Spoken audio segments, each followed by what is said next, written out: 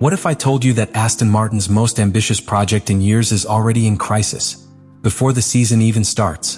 Because what happened on the second day of testing in Bahrain was not a simple technical problem, it was not a minor preseason failure, and it was not something that can be hidden under the label of data anomaly.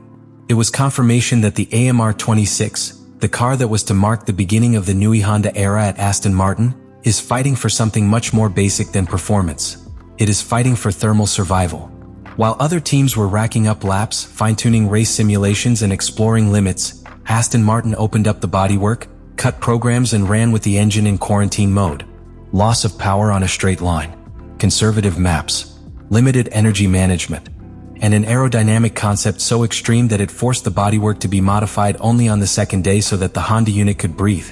The second day of testing in Bahrain began with a very different feeling than that normally experienced in a preseason.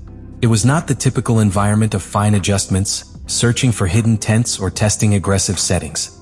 In the Aston Martin box there was something heavier, contained concern. Because after the data anomaly on the first day, the goal was no longer to be fast.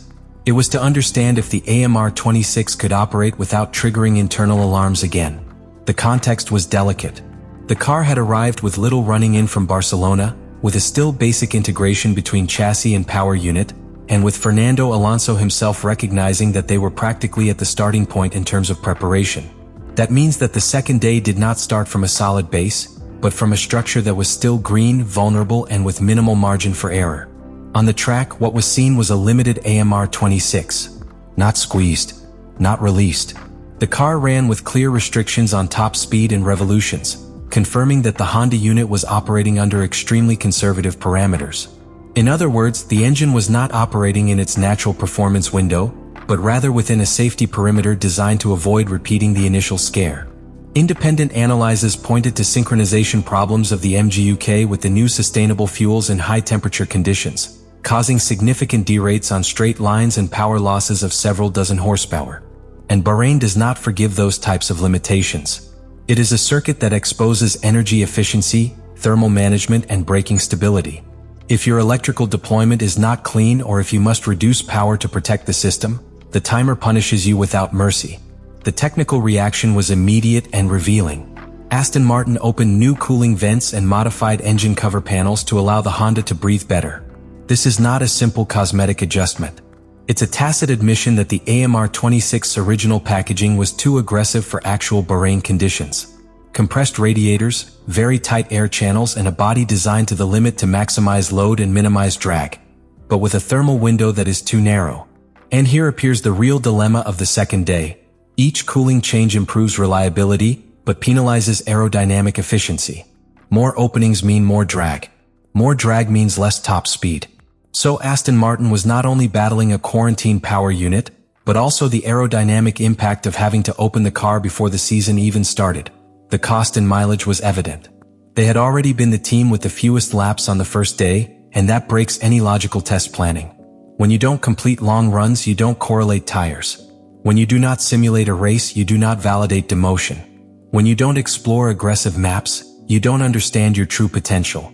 The second day became an exercise in basic data collection, not optimization. Furthermore, the internal domino effect was inevitable.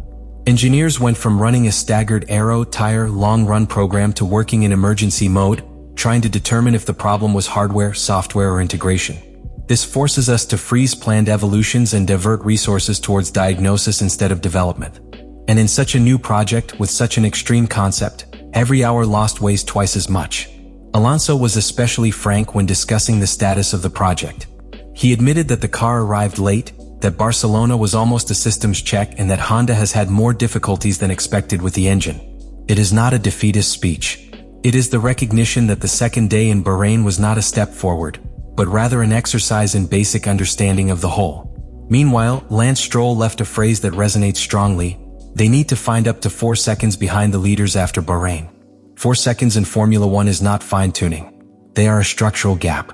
And when that gap appears in a test where you are also not showing your full potential due to thermal and energy restrictions, the picture becomes even more complex. The second day in Bahrain not only revealed a specific technical problem. What it really exposed was the fragility of the balance on which the AMR26 is built. And this is where the story becomes more interesting. because behind every extra opening in the bodywork, behind every conservative map and behind every limited lap, there is a strategic decision that can shape the entire season. Aston Martin opted for an extreme concept. Compressed radiators, millimeter air channels and a chassis engine integration designed to the limit to reduce drag and maximize load in the middle and rear area.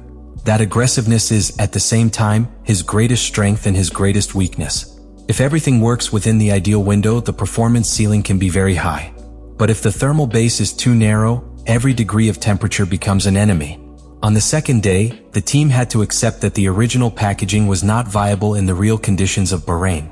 That's why they modified the body and opened more cooling vents to allow the Honda to breathe better.